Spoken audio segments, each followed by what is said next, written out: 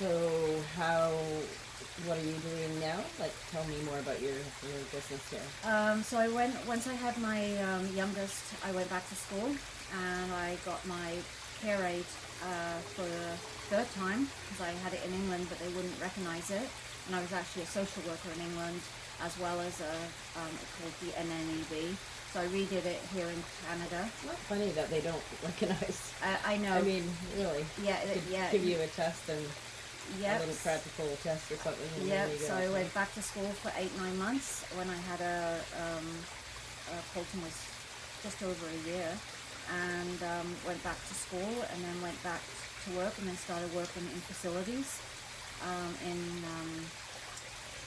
Chilliwack, and then I ended up from there going in. I was working in a facility, and then I went into Fraser Health, and then I went to CSCL, which I was there for 10 years, which I loved. I was an employment specialist, and as I was mentioning you earlier, I thought my dream was going to be having this apartment building full of people with disabilities and being like this overlook and giving them jobs and that, and a house mom, and because I loved what I did. I loved meeting employers. I loved doing the networking. I loved, You're a people person. I'm a people person. And you do have a gold heart, so your business name. So that business name came up. So my last name at the time, because I got remarried, is Goldthorpe. So I took the gold, and then we we wanted to do something because everything we do is from our heart, never from our head, which may have got me in trouble over the years, in business and out of business. Yep. And so then we created. So then I started business on my own. I actually had back surgery. So that set me back a little bit, and then I started working with a wonderful gentleman who's a quadriplegic, and he had just recently gotten, it'd only been I think a year and a half where he had been this way, and so we met and we connected, and then we started running the business together. Okay. We were talking about it, and I'm like, I'm 49, turning 50. Where do I go from here? I said to Aaron, I said, you're not going to want me hanging around your life forever. I'm not going to be able to look after you forever. Right. So where do we go from here? And then we created Goldheart Home Care Services. Yeah. And it was a lot at first. I had $6,000 for a website. Found a website guy. I'm not sure how we connected with him. He helped us build one. Got that on the road. Got pamphlets done. But I was doing a lot of pro bono in the hospital.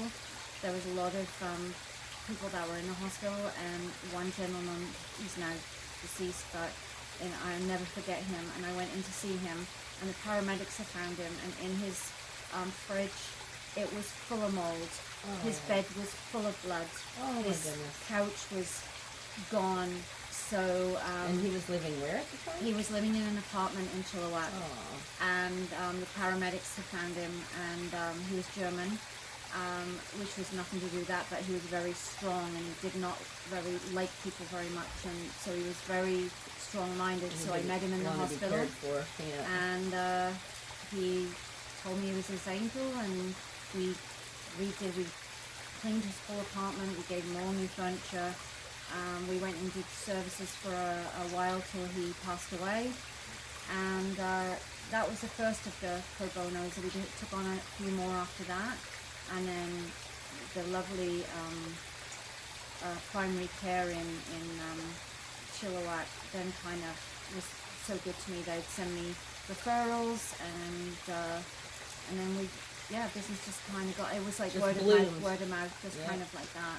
Yeah. But it was hard. I'm not saying it was easy. It was 7 days a week, 24 hours a day of literally. I was scheduling in my garage on a whiteboard, and I started with 1 or 2 staff, and then it got up to more and more and more, and then I had to fix, and then I found out there's QuickBooks, and then there's this, and then we got ADP to do all the payroll, and so we kind of graduate, and then COVID hit. Yeah. Just when you were about to open, wasn't it?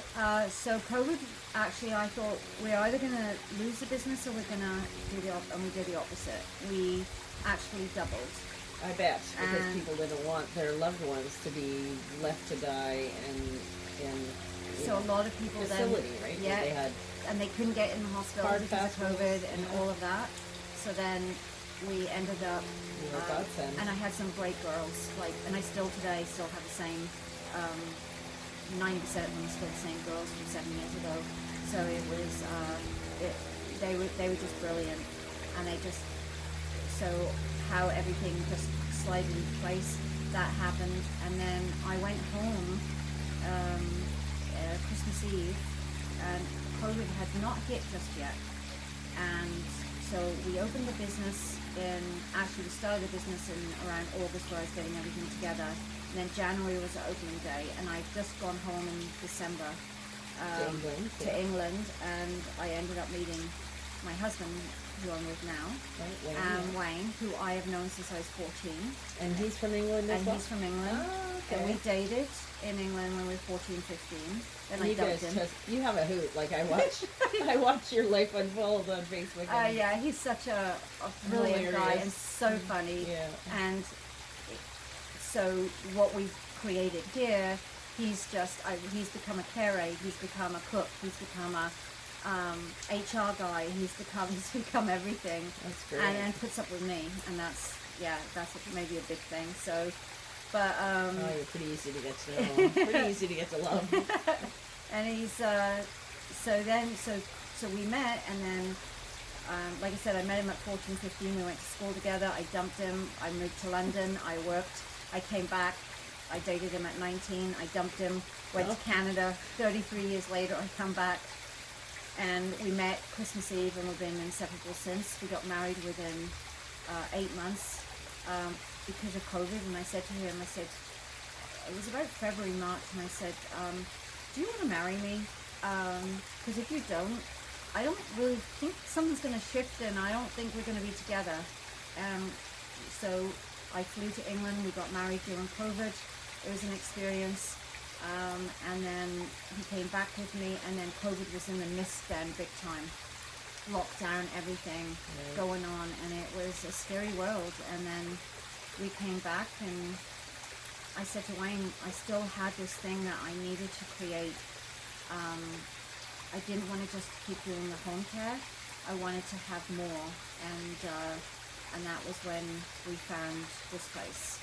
We came, and Wayne actually found it on Marketplace, and it had just they had sold, and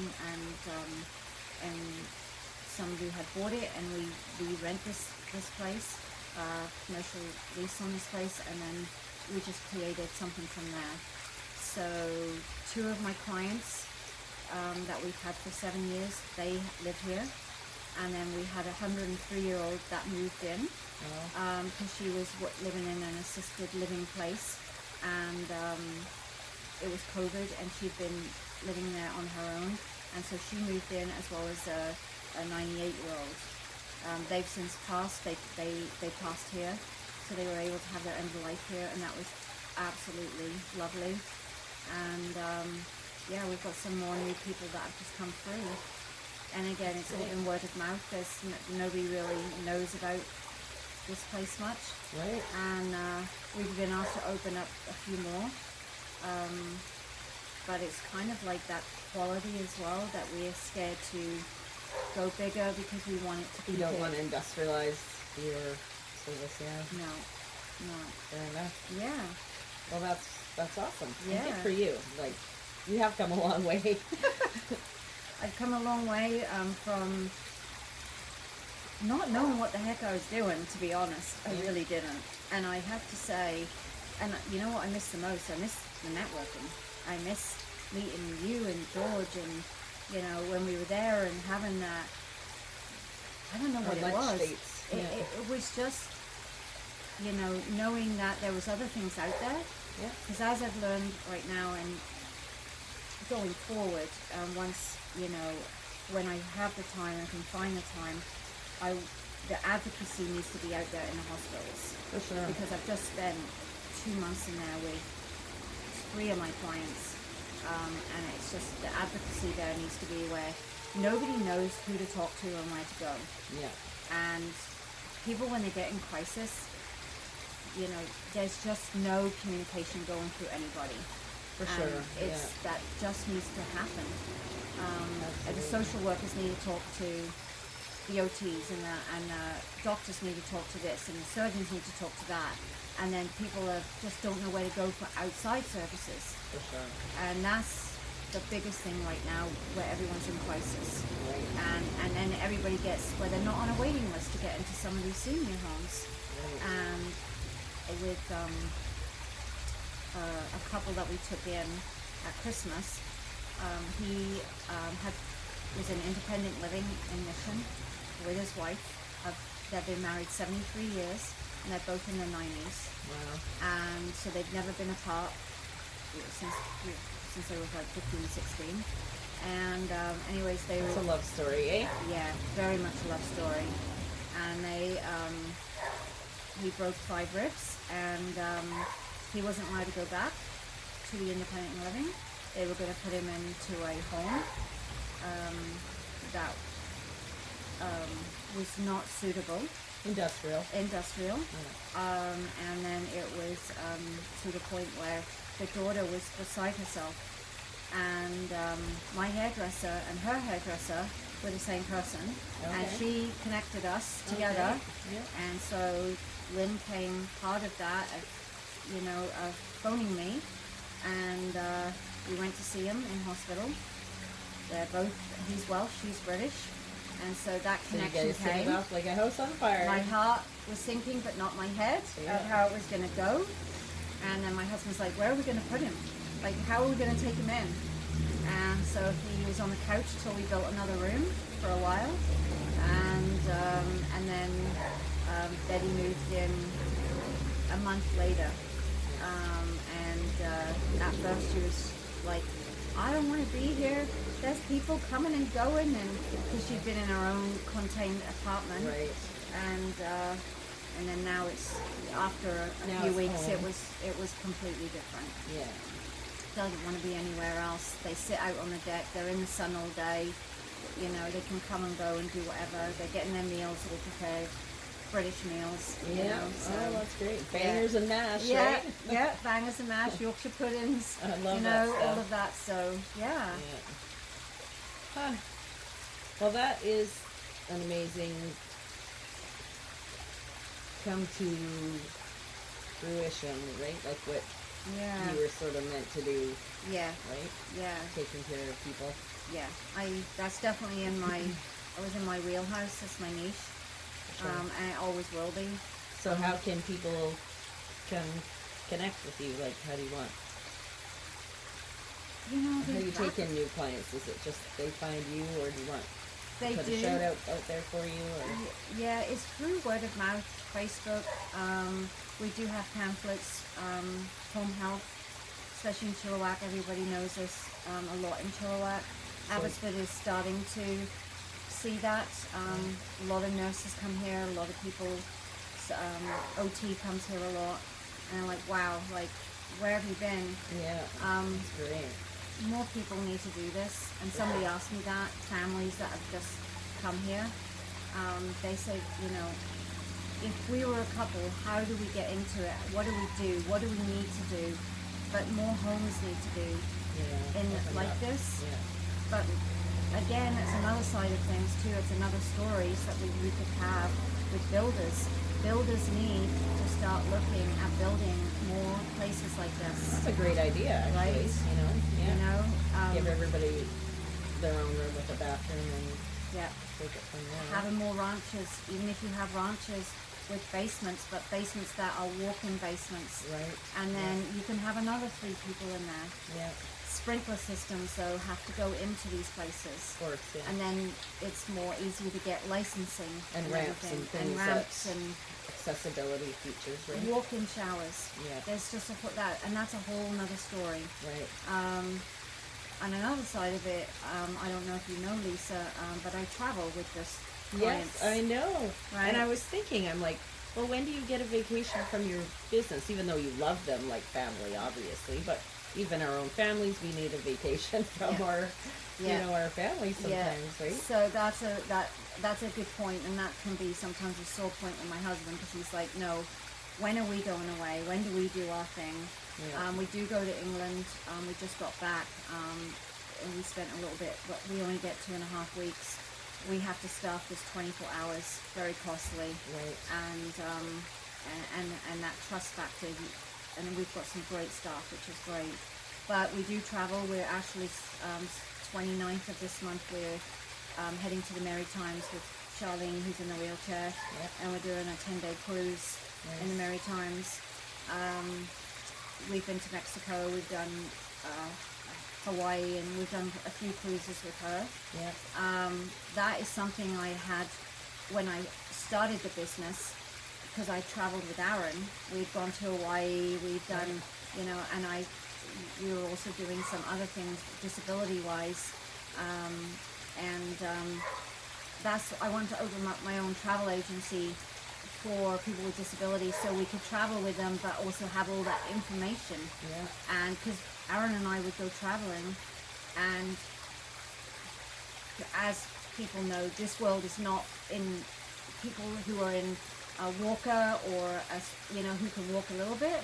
Great, you can get in hotel rooms, you can get into beds, you can get whatever. People who are quadriplegics, or like Shah's, you know, with brain injuries and that, the beds are this high, you know. There's, again, and that's another story we could have down the road with traveling. And that's another thing that is very hard for people. And people traveling as your caregiver with that too, you got to know, you know, if you go to Mexico, you're pushing somebody in a wheelchair that may be 200 pounds, 300 pounds. And it's hot. There's hot. It's a lot of work. There's cobbles. There's this and that. You know, getting off the cruises. Do they have tenders? Do they have this? So traveling is a whole. It looks lovely and that, but it is a lot. But at the end of the day, when you see the smiles on the clients and how happy they are and what they're doing, what what some of them wouldn't do, it's another. That's a whole So that makes a big fuss too. Awesome. Yeah. So, but well, that's great, and that is going beyond the Call of Duty, is to take everybody on vacation with you. So good for you. Sometimes, my husband, he has to rein me in a little bit. It's like, I no, bet. we can't. We're not doing Australia. We're not doing New Zealand. We just can't. That's just too you far. know. And then and sometimes I do a lot of things without thinking. Like, I'll jump into things and I'll be like, oh, and then my husband will be I'm like that too. Yeah. I don't know what it is. I'm like, there's always a solution. I'll jump into it, but there's always a solution, in my opinion. Right? So it's like, we'll figure it out. And then my husband's blind faith. Exactly. Let's just do it, and we'll figure it out along the way. And that's, I mean, that's how life is, right? If you're too regimented, then I think it's kind of bumpier and no fun. It isn't. And I think with my husband, I think I've changed that in him in the last few years, because when he came, he was literally like this, and now he sees things a little bit more, and he sees, okay, I don't want you to change your heart and the way you think and the way you do things, but I need you to rein it in a little bit, so then, you know, let's discuss. Let's figure it out together, because, you know. So I am learning slowly, but I am learning that. So I get it. In my relationship, same thing. I'm kind of like, come on, dear, you know. And he always has a good time, but it takes some doing to get him to go and whatnot sometimes. But he thanks me for it later. But he looks at me with a, like, what are you up to now? And look on his face when I come up with these, you know, cockamamie ideas, right? But if we didn't come up with them, then they wouldn't happen. I know. Right? So that's the other thing too. Well, I've been, you know, this has been in my brain for so long, and originally it was going to be a day in the life of a care home, a care aide, or the day in the life of a firefighter, or the day, you know.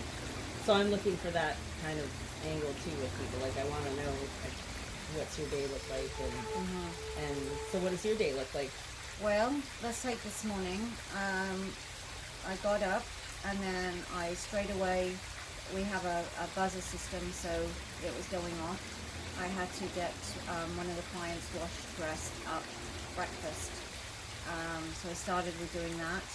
Then I came in and got breakfast ready for 4 other residents in here, and I ended up nearly getting everyone up.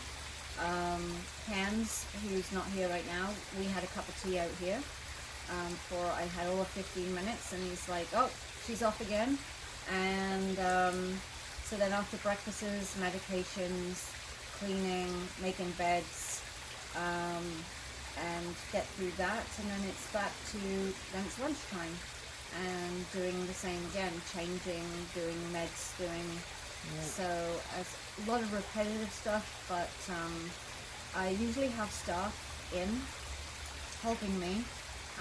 Most of the day stuff I do on my own, and then the evenings staff are coming in. Right now we've been doubling up a lot because I've just had Betty home from the hospital. I've had another client just come home from the hospital last night, so it's been a little bit more than it usually is. Yep. Usually it's a little bit more. And then I roll in and take up a good hour of your time. That's completely fine. And I didn't know what you wanted or what to expect or anything. So that again is one of them moments of, I'm just going to wing it, and we're going to do this, and then we'll see how it goes. And we did. And we did. And then I'll calm my husband down later, going, because the only other thing too is not that I don't communicate, because I think I communicate well. I just sometimes, like I said, we wing it. I just, some things happen, they just happen out of the norm. Like I was preparing for home health to come in this morning, and we were doing the whole thing, and that hasn't happened because they cancelled on me. So again, my day has changed again. Yeah. And that's just how it is every day. Yesterday morning, I had OT here. I had another OT here. I had... What's an OT? OT is an occupational therapist. Oh, I see, yeah. So they came in for 2 of my clients. I had 2 different OTs come in. Home health came in. Wound care came in yesterday. Right. So it was a revolving door yesterday. Right. And that's just... I'm not sure how sometimes my day goes. Right. You know? There's no day that's the same. Yeah. Yeah. Sure. So, yeah. Well, thanks for talking to me today. Well, you're very welcome. Thank you for having me and doing this. And like I said, there's a lot of stories, and there's a lot of great stories, and those stories are going to help other people tell their stories too, right? Like, because if you can help one person be brave or make a change or follow their dreams or just do it, right? Like life is short. It is very. Let's do it. Yeah, it is very short, and the older you get, the more you go. You should have done this, this, and this, and then I'm glad where I am now. Like I said, I didn't think I'd get to know where I am now, and I think after speaking with you, it's been going back and forth in my mind, and I really want to get out there to share some of my stories to some of the people that are going through what I went through. Yeah, for sure. And going, you can do this. You are strong. You are capable. You are capable, and you have a strength or a niche that's looking out for you, whatever it is. It could be that you end up being a baker, or or a fisherman, or whatever it is. That it's in there. You just don't know it at the time until it comes to you. And it's the people you meet. Yeah, right. To be honest, it really is. Yeah. If I hadn't have done the networking on some of the things, it wouldn't have come to me going, hey, I might be able to do this. I might be able to create my own business. Yeah, for sure. I might be able to find something. That's great that came from our networking group. It was a combination of things. Yeah. Right, and it was the people I met through, through everything. Yeah. And also too, as an employment specialist, meeting employers and then working. So when I was working in the water store, and I was working, at Instaglass, and I was working for Tribrink with the clients, I learned so much. Yeah. And that's something that was very valuable too. Awesome. Would you like to meet some clients? Do you have sure, time we for can- some clients? yeah, I got for time, one yeah. or two? Yeah? Absolutely. All right. And, Okay.